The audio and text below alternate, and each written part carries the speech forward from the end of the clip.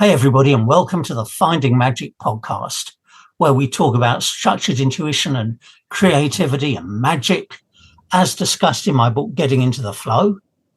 And we learn from my guests' stories. And this helps us broaden our view of reality and understand how magic is created and sensed so that we can realize our own true potential, live our best lives, and create those lives as purposeful and powerful from an inspired and joyful place. So I'm Vincent, your host. Let's get into it. And today, welcome to this episode, which is number 9 of the interviews. And I'll be talking with Dr. Devin DeGreif and inviting her to share a story of magic showing up in her life. Now, Devin is a physical therapist, an intuitive coach, and a healer who's taken the journey from deep places of grief to resounding joy. She specializes in pelvic health, trauma rehabilitation, intuitive living, and healing. And her passion is to awaken the light and stoke the fire within each person to realize their own power, their ability to heal, and to live a delight-filled life truly embodied in their being. Through her own trauma experience and chronic pain recovery, Dr. Devin uses her expertise to guide others to harness their natural abilities and invoke their power to truly live. So today, Devin is going to tell us about a time when she connected with the illustrator for her book, how that unfolded, and how everything else unfolded beyond that. So, Devin, tell me about your story and starting with the background to it. Yeah, totally. Would love to. Thanks for the opportunity to share it because it's a pretty epic story about magic, Vincent. And I just love this notion of magic supporting our lives and our true core purpose. Because for me, my book had been in me for years. I'm talking 15 years. And I really took it in the last year and a half, 2 years of like real rubber meets the road. We're going to create this thing. And as I was writing the book, when the illustrations came in, I had no clue how I was going to convey the illustrations because I'm a stick figure kind of girl, like just like simple illustrations to where I can see things, but for me to bring it into a visual of what I see has always been a challenge for me. But I knew when writing it that it would come to me one day, not knowing who, when, where, how, right? And so it first started with me just leaving it out to the unknown, not knowing, right, like where the illustrations were coming from, but knowing the essence of them. And I think it might have been like 3 or 4 weeks later from the time frame that the illustrations had come in through my writing session, was that there's a community, another group of creators that I was in, and there's a woman in that community that when she does notes, when she takes a course, she just naturally starts drawing things, and that's how she assimilates information. And then she'll just share the notes on the feed.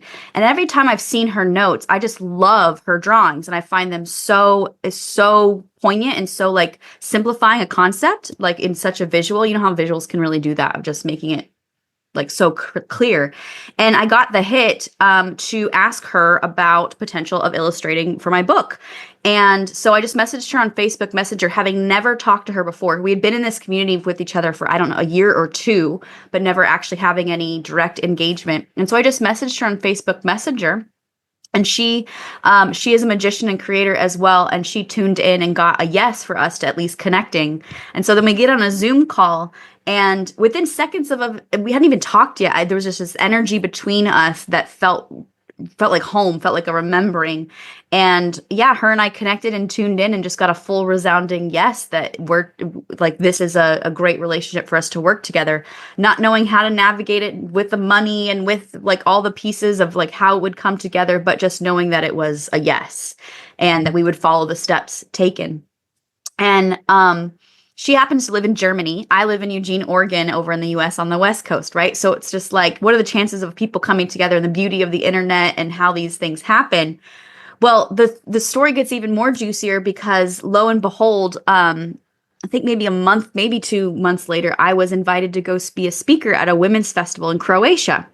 And while I was in Croatia, I was like, I'm way too close to Germany to not go see her, right? To not go meet her in person. If this woman's going to illustrate my book and we're going to work together so much, I'd love to meet her. And I just happened to be over in Europe, which is hilarious. Over there, they're like, they saw it as such a big deal that I would fly from Croatia to Germany, and I was like, that's like nothing to me if I'm over on this side of the world. I'm like, that's like another state in the US, just popping over.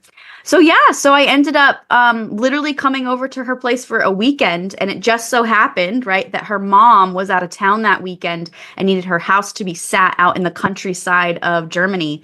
And so she literally picked me up at the airport, never having met me in person, just a couple Zoom meetings, and we hugged, and it was like we had known each other for so long.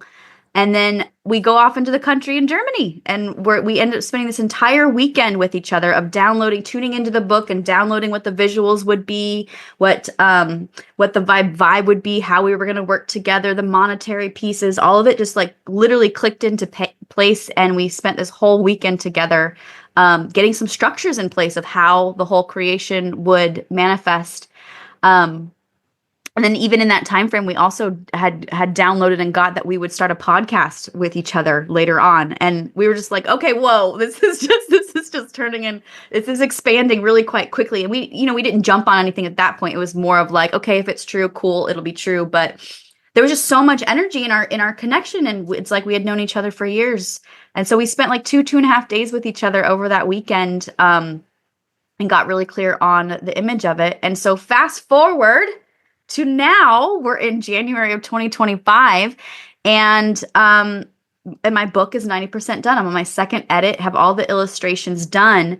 And the big surprise in the whole creative process that between her and I was that it wasn't only the original illustrations that I had gotten for my book. We ended up actually creating the cover. This was nuts, Vincent, and it was nuts because I did a self-publishing thing, but they can do design covers, and you can outsource certain sections of your book. And I thought I would need a professional publisher to create the cover. Well, anytime I saw any of the professional covers, they're all like stock photos, and they just seemed so like bland to me. They didn't have like the life of my book in it. And so before I was submitting the cover design request to the design team for my publisher, Chris, my illustrator, and I, we went into circles together and was like, what is the image of this book? What does this book want it to be? And the crystal clear image of what the cover of the book was. Well, we thought it was going to be like the inspiration for the cover. Like we would just send it to the designer and they'd like take that and run with it. Like 3 weeks later, we get it back that the designer's like, we loved the cover, we changed nothing. And we were like, what? And so Chris, my designer, the illustrator, she was just so flabbergasted, never thinking that her illustrations could ever be on the front cover. She was already in shock that I wanted her to illustrate my book. I glossed over it, but when I first reached out to her, she's like, me? You want me to illustrate my books? I'm like, yes, you. It was just a prime example of like, I could see her greatness and she couldn't see the greatness that I was seeing of like why I would want her to illustrate my book. But yeah, so it turned out to be that not only did we create the inner illustrations for my book, we created the cover for my book, and it's so fitting and poignant and like spot on to the energy and the essence of my book, which is the journey. The name of my book is Good Grief: The Journey from Grief to Joy. And it really is a story of my life and my recovery from grief and pain, and guiding people through that as well. But yeah, I'm really excited what came out of this simple, like just follow the breadcrumbs to reach out to this person, to maybe this is a thing, to being in Germany. And yeah, so now the book is coming to a point of being able to be birthed out into the world, and I'll be able to share it with you guys before too long here. And then just last week, actually, we recorded our first episode of our podcast. So it's not live yet. We'll be out in February, but that creation actually just started to emerge out as well. And so it's hilarious as you and I are connecting now, for me even to celebrate the evolution from even the origin story of when her and I met. But yeah, that's one of the many times that magic has served me on my soul's path, for sure. Yeah, well, thank you for all of that, Devin. And I just like to say, it feels like a little bit of magic. This happens sometimes. We connected before you went to Croatia, and it's been delayed and delayed and delayed. But Oh now is the yeah. perfect time, isn't it? Isn't it just the perfect time to do this interview? Because it'll be probably a couple of weeks before it's uh, edited and uploaded. Um, Yeah.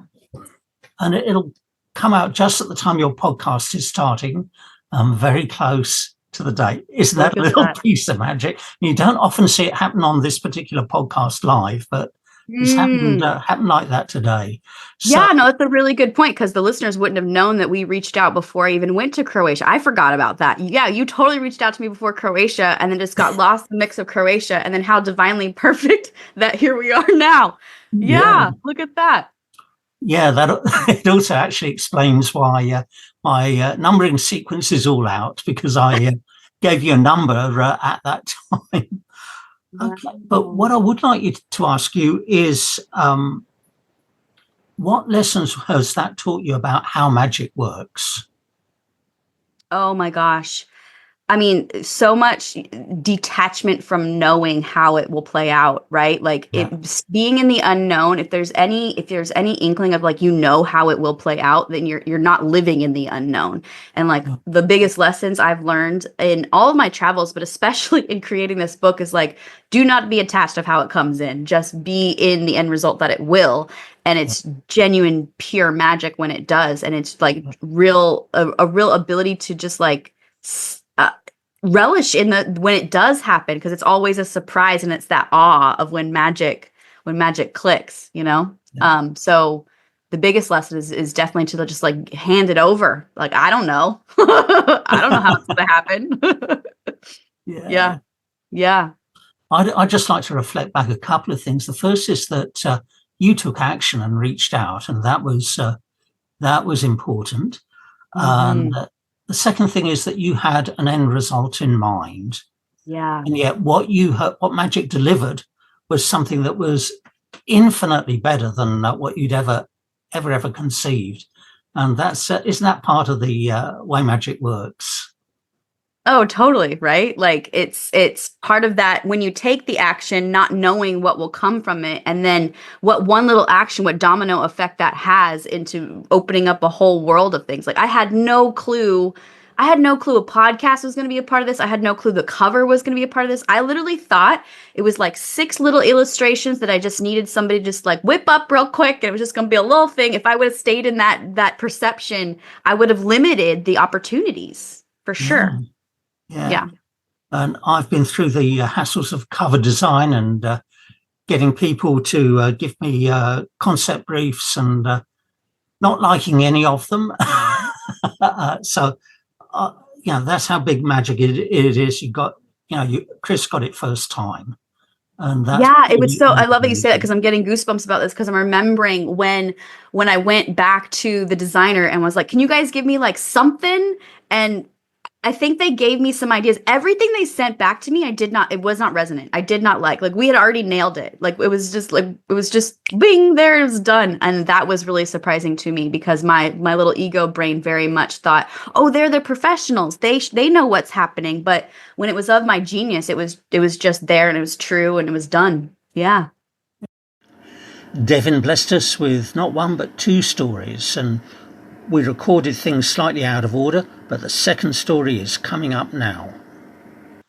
So Devon's going to tell us about a time when she used the principles of magic to create a month-long house sit in Hawaii, receiving what she envisioned despite being stuck in her egoic concepts of what was possible and realizing she was limiting the possibilities of magic. So, Devin, tell me about this story, starting with the background to it.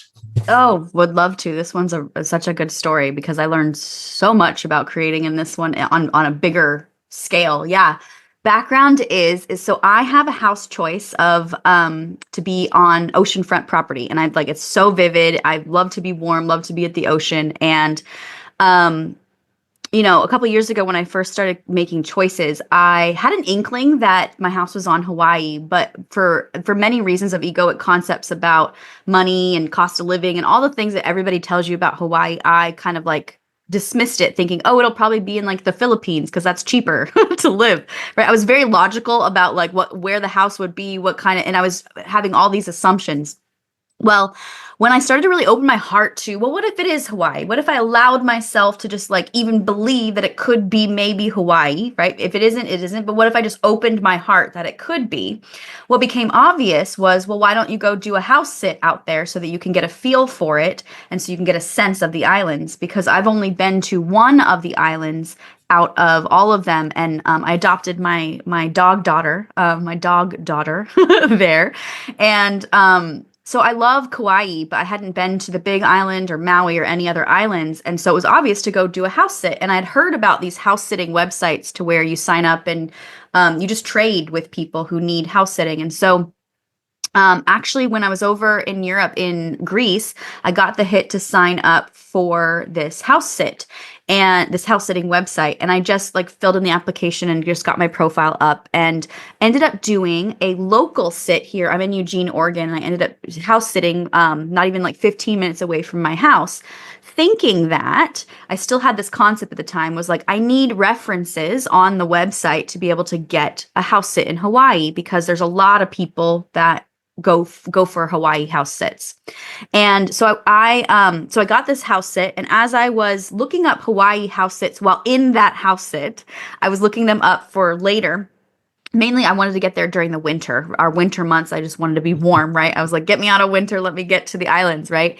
And I had applied for a house sit. House sits for Hawaii come up quite a bit, and they also leave quite a bit because everybody's applying for them. And I had applied to one or two, and nothing really came of it. And I was getting a little confused as to like, why did I get the guidance on applying for this if it's not really working out? And I just kept hearing this concept inside of myself that I need a bunch of referrals to be able to get a lot of references to be able to be warranted a house sit in Hawaii. And then one day, while at that house, it just hit me of like, is that a concept that I'm holding that's limiting the potential here? Like, what if that's a concept of that I need these references to be able to like warrant the house sit? And once I just like had the awareness that that might be a concept I was holding, I just kind of like held it and was like, well, what if that concept didn't exist, right? Like, what if I just like let that concept go?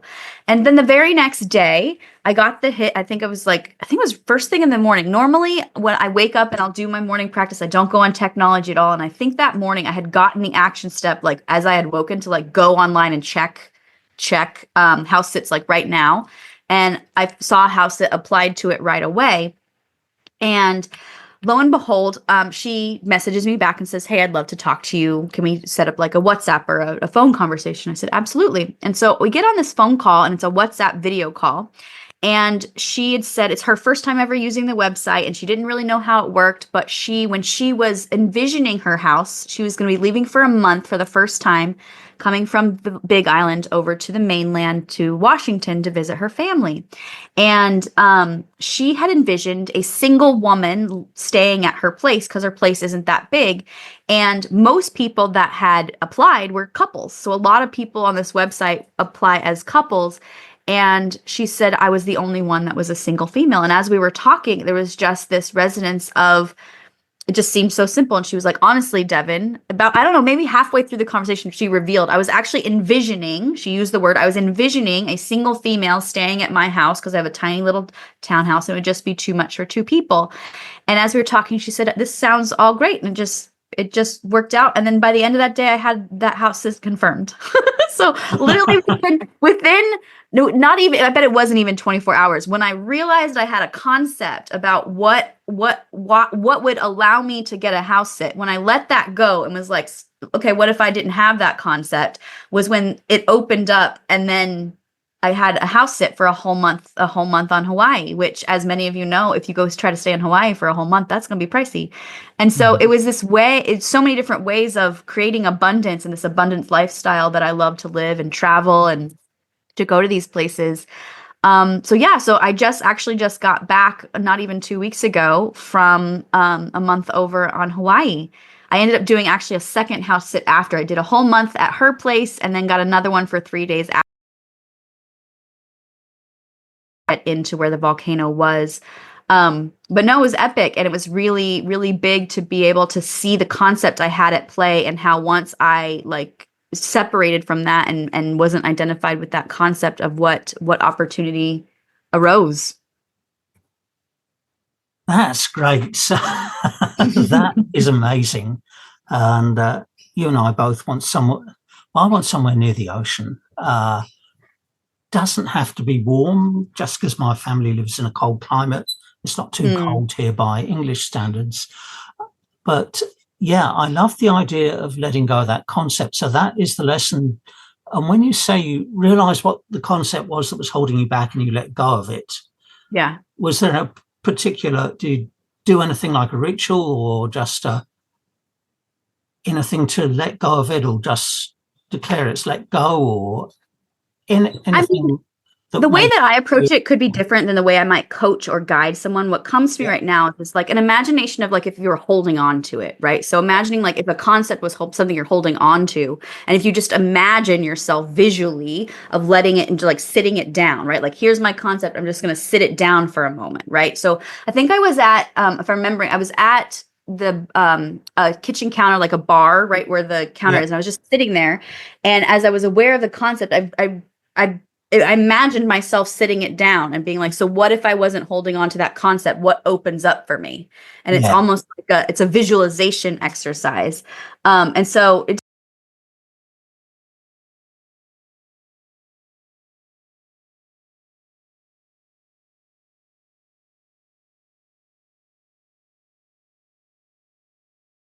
expand my vision and expand my receptivity, right? So that's how I navigated it in this particular scenario. Yeah. I love that trick. And I loved also the way that you mentioned that, you know, in letting go of it, you were also opening your heart. And I think that's very important. And Yeah. there was one other lesson. Yeah, that lesson that we don't see what we don't see. We don't see the concepts and the assumptions and the beliefs that are holding us back. And just remind me again, how did that belief come into your attention again? Well, what's interesting as you say that, because I was just about to say the other lesson is that when you have an end result or a vision and things aren't moving towards it, right? So like I had a couple attempts of trying to get a house sit, but it just like the energy was herky jerky. It wasn't really working out. That to me, right, as we talk about in this work, is conflict is a red flag of something that is not, you're not in flow, right? Like a conflict within yourself or a conflict with your creation, right? So I was in a conflict in myself of like, why isn't this working? And so as I was inquiring,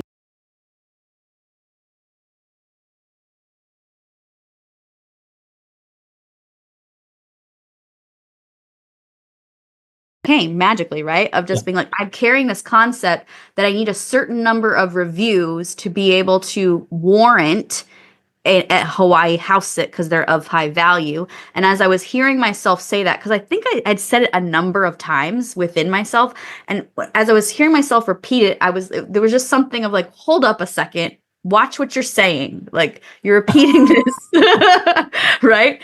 And I think it was more of hearing myself say it within myself or carrying that, and then also the energy not flowing. Those are kind of red flags to me that you aren't in your stream of consciousness. You're not in that flow state of like really connected and you're holding on to something, right? Yeah. And I love the way that you said that you said it to yourself several times, and then one time you were actually aware of it, and that's when you caught it. That's how it often happens. Exactly. Great. Well, thank you very much for that story. Of course, my pleasure. Perhaps you could tell everybody how they can stay connected with you. Yeah, totally. I mean, I would just like to add that the very lessons that I'm sharing today are that can help anyone, regardless of where you are in your creative journey. Stepping out into the unknown it's like assume that you don't need to know. Assume that like being in the own that it would serve you, and have that positive assumption that it will, because I think that's the biggest piece of when you're leaning into magic is that if you're holding on, magic can't serve you. But if you're letting go, and it's like the intention of let magic serve me, like let magic find me, right? And tying it into even the name of your podcast of finding magic, but like let magic find you, right? Like not only you finding magic, let magic find you, and how really natural that can be. And that naturalness is what I'm all about. And so if you feel called to work with me or reach out or have any questions, there's all sorts of ways to connect with me. So my website is drdevindeGreif.com. And on there, I do coaching, I do healing sessions. I'll have some courses coming out later this year. And then the announcement of my book, Good Grief, will be coming out later in just a few months here too. So that's the most direct path. And then, of course, I'm on Instagram, Facebook, and all the main socials, not all of them. But yeah, I'd love to hear from anyone if you have questions, if you just want to reach out and say hi. But if you feel the call, then that is magic finding you right there. Great. Thanks, Devin. So, if you'd like to learn more about Devin and her work, and you missed the link that she just gave you, or if you'd like to learn more about me and my work and finding magic, because there's only so much we can cover in an episode. If you head over to my website, vincentgmelling.com, you'll see a podcast button at the top, and that'll take you to links to access the full list of podcast episodes. And for Devin's interview, that will include a link to her website that she shared, and a few more resources that I think you've shared by email with me. Yeah. Appreciate it, Vincent. Yeah, so the page will have a list of the podcast episodes and the platforms you can get them, and a link for you to join discussions of the episodes. So if you'd like to share your story of magic on this podcast, I'd love to hear, and there's a link for that too. And on the website, there's another button for you to get my book, Getting into the Flow. And finally, you'll find a button to engage with me through coaching and trainings and the events I offered, and to contact me. So vincentgmelling.com. Thanks to all of you for staying with us. Thanks to the local birds and the golf course and the builders next door for the sound effects. And we'll catch you in the next episode. Thanks, everybody.